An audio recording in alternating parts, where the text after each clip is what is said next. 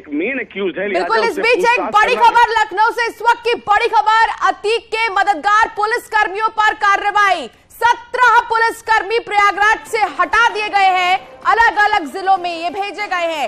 एक दारोगा, एक उर्दू अनुवादक, 4 कांस्टेबल, 11 हेड कांस्टेबल प्रयागराज से हटा दिए गए हैं। बड़ी खबर, अहम खबर आपको बता रहे हैं, प्रयागराज उसे ले जाया जा रहा है और उससे पहले ये बड़ी कार्रवाई। ऋषभ मनी त्रिपाठी हमारे साथ जुड़ गए हैं। Rishabh Mani, over to you.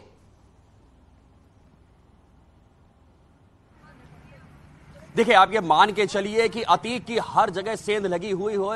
ऐसा कहा जाता है कि पुलिस में एक बड़ा ऐसा वर्ग है, सिपाही से लेकर सीनियर अफसर तक, जो कहीं ना कहीं अतीक के मददगार रहे हैं।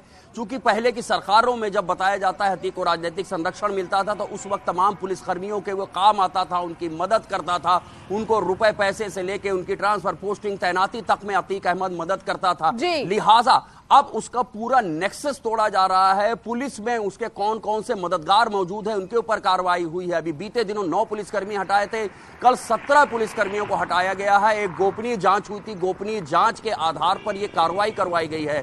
चूंकि अब अतीक अहमद और उसके भाई अशरफ को ऐसा माना जा रहा है कि कुछ दिन तक प्रयागराज जेल में रहना हो सकता है। चूंकि एक दूसरा मामला जो उमेश पाल मर्डर का है, हो सकता है उसमें भी पूछताछ के लिए अर्जी डाल सकती है प्रयागराज पुलिस, और वहां पे अतीक से पूछताछ भी हो सकती है। इस दौरान उसको जेल से कोर्ट लाना ले जाना करना होगा। तो पुलिस कोई चांस लेना नहीं चाहती है। खाकी वर्दी में छुपे हुए जो अतीक के भेदिए हैं, जो उनके मुखबिर हैं, उनको भी एक एक करके चिन्हित किया जा रहा है, उनको प्रयागराज से हटाया जा रहा है। चूंकि सबने देखा है अतीक का कितना रसूख हुआ करता था। 2006 में जब ये मामला दर्ज हुआ था, उस वक्त भी उमेश पाल को अगवा किया गया था, बंधक बनाया गया था, मारा पीटा गया। को कैसे चिन्हित किया गया कि ये अतीक के संपर्क में थे और ये अतीक की मदद करते थे?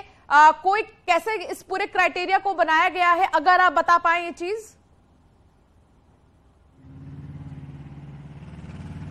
देखिए, उमेश पाल मर्डर के बाद से ही पुलिस ने हर स्तर पे काम किया है। खुफिया ने काम किया, इंटेलिजेंस ने काम किया है। कब कब कौन कौन मददगार अतीक कर रहा है।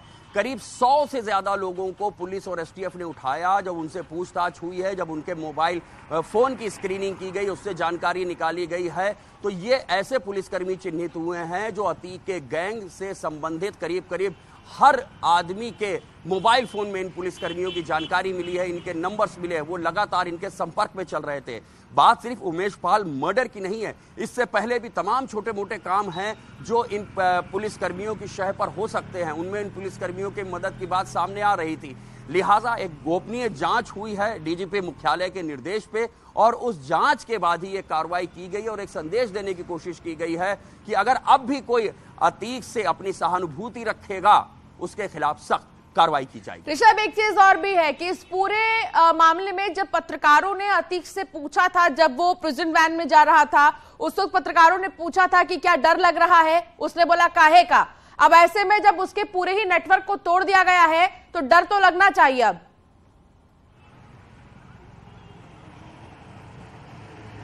देखिए, अतीक माफिया है, कोई साधारण गुंडा बदमाश नहीं है, वो माफिया है। उसका गैंग सबसे बड़ा गैंग है उत्तर प्रदेश का।